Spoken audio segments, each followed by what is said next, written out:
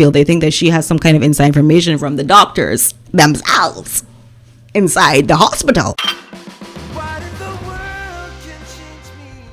Hello everybody and welcome back to my channel, Leilani of Barbados. I would just like to give my deepest condolences to the royal family, to everybody who has looked up to the Queen. She was a superb woman. She did a lot of work. She is, if you Google it ever, the most popular, the most loved figure in the world.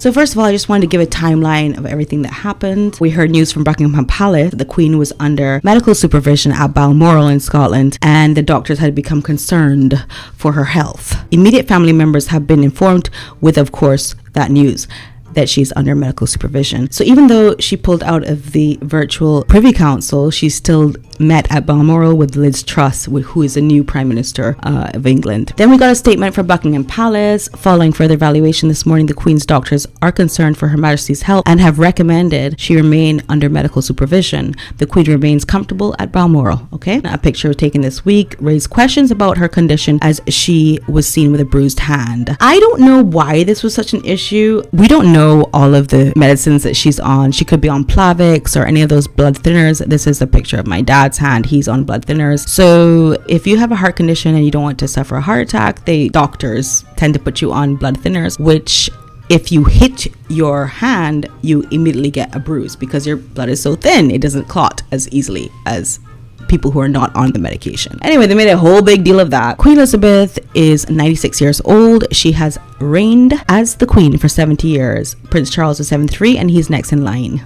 There's this great meme. I'm sorry. This is, piersmorgan thinking up ways on how to blame this on Meghan Markle. I did it first though. Piers. I'm ahead of the game. Watch my last video. So we have this announcement. The family's going to see her. They're really trying very hard to get to Scotland as soon as possible. And you see William driving, he looks very intense as he would, driving to get there in time. And then you see Harry. He was flown in after her death was announced, which is very interesting. Also, Meghan did not show up, which expected. I mean, she probably made a whole big show about herself and how she's gonna get blamed for everything and nobody wants her around. I mean, I'm sure this is a normal situation where families may not be getting along and they still want to go and see their loved one who loves them so well, and they will take turns. You stay on the 4th floor. When I'm done, you come down. I'm sure it happens. I just think in this world that happens. There's no reason why she couldn't have just come there. And I have a really big problem with women who do not appear for their husband's time of trauma or grief. It is kind of a thing. You have to be there, right? So anyhow, I know the world was happy that Meghan Markle did not appear, understandably so, but I do think as a woman and as a wife that she should have been there. I mean, she knows everybody hated her in England and she still came to that to do her MLM multi-level marketing scheme summit that she did, right? She did that. So I thought she could have appeared. I didn't expect this to hit me so hard. I love the Queen. I love the comfort that she gave me. And even though I'm from a colony and we're going to get into all that foolishness that's going on with that, now it's not really the time. I feel like the Queen is somebody to look up to. And I was talking to my best friend today and we were both talking about our grandmothers and how superb women they were, and that the Queen reminded us of having that nana or that granny that you just really loved. And for anyone to have that is so important, because I don't think that Meghan Markle, let's get real, she didn't have very many hugs, did she? She didn't have many hugs from her grandmother. Maybe that's what's missing from her, is that she needed this kind of grandmother. And Harry has it. And you have to remember that Harry was the Queen had a very soft spot for Harry, okay? So here you have them driving, getting there on time, trying to get there on time, of course distraught. Of course we have super sympathy for them at this time. But I saw a comment that I didn't expect because I was so wrapped up in what was happening. Lady Colin Campbell, right? She announced the death as they were on their way. So before officially it was announced, she announced the death. I want to talk about that. I know a lot of you think that Lady Colin Campbell is your be all and end all for news on the royal family, and that's debatable. But if that's how you feel, I get that a lot in my comments, do not ever criticize Lady Colin Campbell, blah blah blah, because she knows everything. I'm just saying she was really out of line to do that, and I think she got wrapped up in her own sauce. For her to leak this information. I regret that I have had to jump the gun. That she actually did not have. She went out on a limb. She said, look, all things considered, this is probably the end for her. And I'm going to break it before anyone else breaks it. With great sadness that I have to inform you that events have yet again overtaken one's plans, and I am reliably informed that the Queen died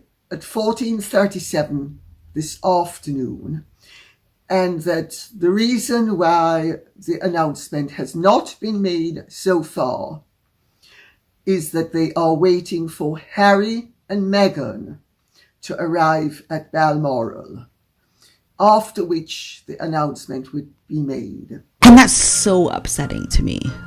And so disappointing to me, Auntie. I mean, I don't know if she's going to be cancelled or not from it. I mean, it depends how her subscribers feel. They think that she has some kind of inside information from the doctors themselves inside the hospital. But she doesn't. I have previously indicated that her bruising was due to cannulas, and I have left it at that.